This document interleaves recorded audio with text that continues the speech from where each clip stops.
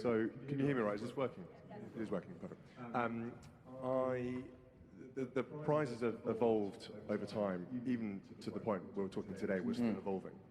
So the concept of scaling, if you like, highlighting, spotlighting these incredible people and solutions is still evolving as we go through the decade of change.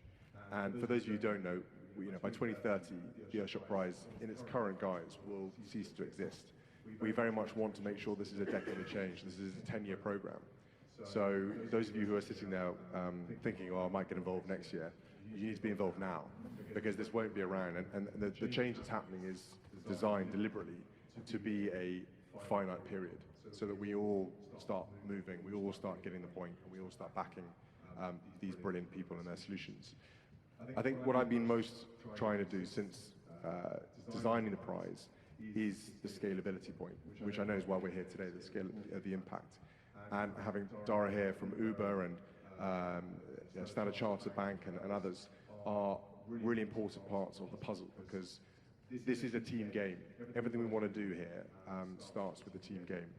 And the prize is just the pinnacle of the ability to showcase all the brilliant people around who are working in this space to better the planet, to better our futures, and to make life more sustainable in all walks of life. A lot of people think the Earthshot Prize is just about climate change. It really isn't. It's about waste. It's about plastic pollution. It's about the health of our oceans. It's about the air we breathe. It's all the things that we as human beings care about. And so it takes a village to raise a family. And if you take that into the concept of the planet, it takes all of us who are living on this planet to raise that planet and look after it. And I think I'm really proud of how the solutions have come together and the impact they've had. We've restored 170,000 square kilometers of land and ocean. We've sequestered 420,000 tons of CO2, and we've benefited 4.4 million people so far. And these are just some of the things we can attribute directly to the prize. The solutions themselves will tell you the even bigger impact they can have in their particular space. But we do need support, and we do need the team to come together, because there is nothing here that can happen if these guys work on their own, if I work on mine, if Mike does this by himself. It's no one person, no one thing can fix this. It is politicians, it's business, it's solution makers, it's innovators, it's business leaders. The whole thing has to come together to really have the impact that we need. Absolutely. As just a young bloke, I want to say a big thank you on behalf of the younger generation as well. I think the Earthshot Prize makes this huge mountain that we need to climb that much more approachable. I talk to so many people that feel as though it's too big to climb, particularly people of my age. I think we're primed and ready to go, and now we have something to look toward to see that there are people on the ground getting the work done.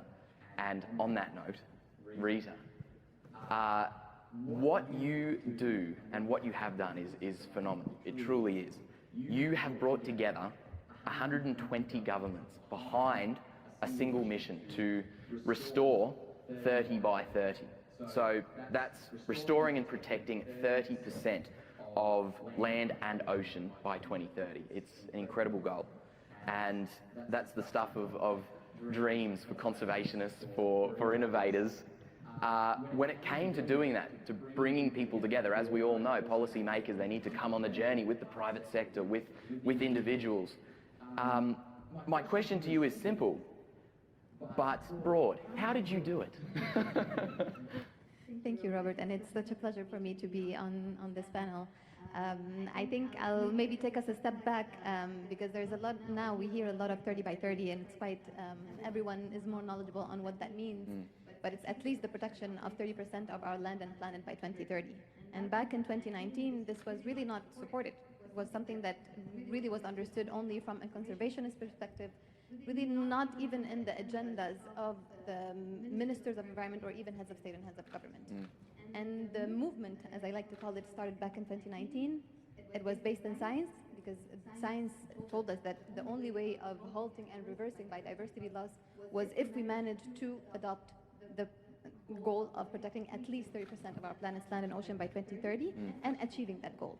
So at the beginning, it started by really creating this platform with only 5 countries. It was a handful of countries, and it started with really connecting policymakers, so ministers, with scientists and with organization conservationists to really start this movement. And it was by Costa Rica and France that it started, with only 5 countries, and it started increasing to a point where now we're 120 countries. So it started really with trying to make sure that and understand of why we need to do this, why it's so important.